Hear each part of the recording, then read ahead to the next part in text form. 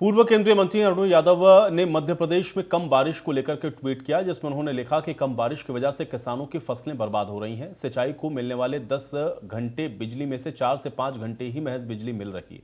अब किसानों को सिंचाई करने में बहुत परेशानी हो रही है। इसके साथ ही उन्होंने सीएम शिवराज से प्रदेश में 10 घंटे बिजली और फसलों का नुकसान का सर्वे करवाने की मांग की है।